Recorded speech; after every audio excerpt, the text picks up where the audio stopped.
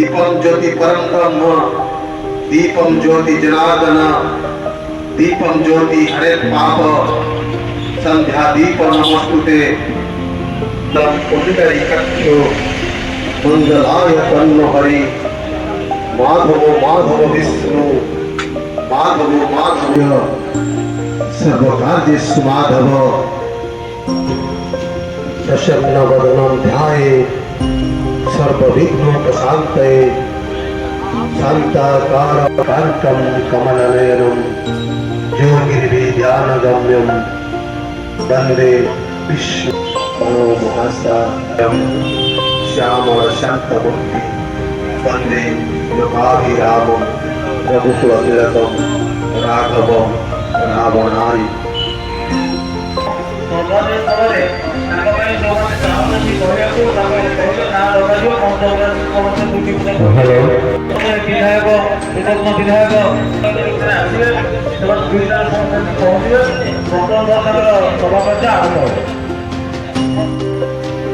हाथे हाथे सुस्थ समाज गढ़िला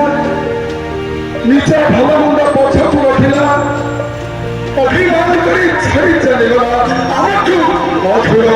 प्रतिशोध नेला किसी करबाकू सुजोग नदेला हमें एते बड़ हाथ भागलो हमें सब एते बड़ हाथ भागलो ए खंड पड़ा एते बड़ हाथ भागलो ओ ए आनंद छेगा प्रतिभा देगा सभापति भावे এই খুব অল্প দিন ହେଲା ମୁଁ ୟା ପୂର୍ବରୁ ମୋର ବିନାୟକ ସହିତ ବ୍ୟକ୍ତିଗତ ଭାବରେ ଅନେକ ସମୟ ସମ୍ପର୍କ ଥିଲା ହେଲେ ମଧ୍ୟ ଏଇ ସମ୍ପାଦକ ସିଏ ସମ୍ପାଦକ ଥିଲା ମୁଁ ସଭାପତି ଥିଲି ଏଇ ଦୀର୍ଘ ଏଇ କିଞ୍ଚିତ ସମୟ ଭିତରେ ଅନୁଷ୍ଠାନର ଉନ୍ନତି ପାଇଁ ସେ ଯାହା ଯାହା କରିଯାଇଛି ତାହା ଅକ୍ଷରେ ଏଇ ଭାଷଣରେ କହିପାରିବେନି କାରଣ ଆଜି ଯଦି ସୂର୍ଯ୍ୟ ମନ୍ଦିର ଏଇ ଭବିଷ୍ୟତକୁ ଯୋଉ ବିରାଟ କୋଠା ଆସୁଛି ଏବଂ ଯାହା ଯାହା ସବୁ ପ୍ରକଳ୍ପ ଆମେ ଆଜି ସରକାର ଘୋଷଣା କରିଛନ୍ତି ତାର ମୁଖ୍ୟ ଉଦ୍ଦେଶ୍ୟ ହେଉଛି ଏ ବିନାୟକ रात्रि का पानी थी सकाळू समस्त फेसबुक पृष्ठारे देखिले विनायक सर नाहंती आम गणरे सान झील संख्या फोटो सेमिति जे प्रकृत प्रकट जे कर्मयोगी ताकू 5-10 वर्ष शरीर असुस्थ करे लोक पुणी आरोग्य है आसु आगे बस्तिबा भाई समस्त प्रतिष्ठता सहित प्रणाम करछि आज ये बड़ा सभा मिसिते बड़दाण्डे 2 दिन धरी शुक्ल सभा कार्य होते तार संपादक विनायक सर तथा विनायक सर हम ग्रहण दुईटी अनुष्ठान अप्रोच एवं आदर्श कोचिंग गिरिमान खंडपड़ा संपादक भाव जे बहु वर्ष धरी लक्ष लक्ष पिला निजर कलम द्वारा पिला भविष्य गठन करती से आम पाखे ना दुखद मुहूर्त आज बहुत सत्य कि सब दुख लगुच जो मनकर कर कमल ये बहीटी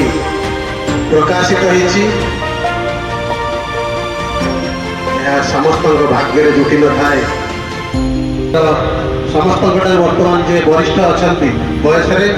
ज्ञान गुण माधव प्रसाद मिश्र को निवेदन रखी प्रतिदिन मत सका संध्या भर निश्चित रूप थे भेटे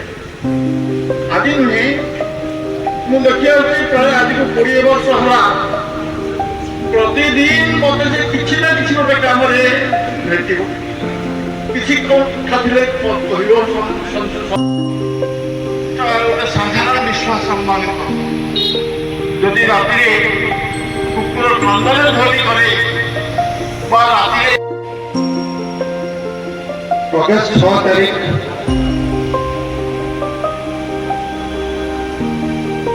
व्यक्तिगत मो सदाबले मन गत वर्ष समान अगस्त 6 तारीख दिन मो बाबा को हर 2025 एवं अगस्त 6 2026 जड़े सान भाई विनायक सर को हर निजे अनेक कथा जगन्नाथ रथ यात्रा कि भाव ରଥଯାତ୍ରାରେ ଭାଗ ନେବେ ଅନେକ ଯୋଜନା ସେ ସେଇଦିନ ଏହି ମଞ୍ଚରେ ଆଲୋଚନା କରିଥିଲେ। ସ୍ୱର୍ଗତ ବିନାୟକ ସାହୁଙ୍କ ଆଜି ଦ୍ୱାଦଶ ତିଥିରେ ଆୟୋଜିତ ଏହି ସ୍ମୃତି ସଭାରେ ଉପସ୍ଥିତ এই মঞ্চରେ উপস্থিତ ଆଜିର এই ଯେଉଁ ସୁନ୍ଦର ବହିଟି ଉନ୍ମୋଚନ ହେଇଛି ବିନାୟକ ସ୍ମୃତି ଉଦ୍ଦେଶ୍ୟରେ ତାର ସମ୍ପାଦକୀୟ କାର୍ଯ୍ୟ ନିଭେଇଥିବା ସାହାବାଇ ଓ ସାମ୍ନାରେ ଉପସ୍ଥିତ ବିନାୟକକୁ ଭଲ ପାଉଥିବା ସମସ୍ତ ଅତିଥିବୃନ୍ଦ ଛାତ୍ରଛାତ୍ରୀବୃନ୍ଦ ସାମ୍ବାଦିକ ବନ୍ଧୁଗଣ ଆପଣମାନଙ୍କୁ ସମସ୍ତଙ୍କୁ ନମସ୍କାର ଜଣାଉଛି। ବଡ଼ ଦୁଃଖର କଥା କହୁଥିଲେ ଏଇଠି ମାଧବ ବାବୁ କି ବିନାୟକ ଏ ଅଞ୍ଚଳର ଗୋଟିଏ ଆଲୋକ ସଦୃଶ ଥିଲା। ସାହୁଙ୍କର ଶ୍ରଦ୍ଧାଞ୍ଜଳି ସଭା ଚାହୁଁ 12 ଦିନ ହେଇଗଲା। ଆମ ସାଙ୍ଗରେ ଅଛନ୍ତି ଏହି ଶ୍ରଦ୍ଧାଞ୍ଜଳି ସଭାରେ ଖଣ୍ଡପଡ଼ାର ରାଜା ସୁଭାଷ ଶେଖର ସିଂ ମଦରାଜ ପୂର୍ବତନ ବିଧାୟକ ଏବଂ ଆମ ସାଙ୍ଗରେ ଅଛନ୍ତି ପୂର୍ବତନ ବିଧାୟକ ଶ୍ରୀ ଅନୁଭବ ପଟ୍ଟନାୟକ ଆମର ସମସ୍ତଙ୍କର ପୂଜ୍ୟ ଶ୍ରୀତ ମାଧବ ପ୍ରସାଦ ମିଶ୍ର ମହୋଦୟ ଆଡ଼ଭୋକେଟ ମୁଁ ସମସ୍ତଙ୍କୁ ମଞ୍ଚ ଉପରେ ସମସ୍ତଙ୍କୁ ନମସ୍କାର ଜଣାଉଛି। ସାମ୍ବାଦିକ ବନ୍ଧୁମାନଙ୍କୁ ମଧ୍ୟ शुभेच्छा जनाऊँ आदि श्रद्धांजलि सभार विनायक बाबू को सागर में जी मिसी 2 वर्ष भितर मु अनुभव निजे कमी निजे निजे तैयारी जगह आसी पहुँचती विश्वास करें ना स्मृति मंदिर परिसर भितर गोटे प्रोग्राम हबार अगस्ट 6 तारीख दिन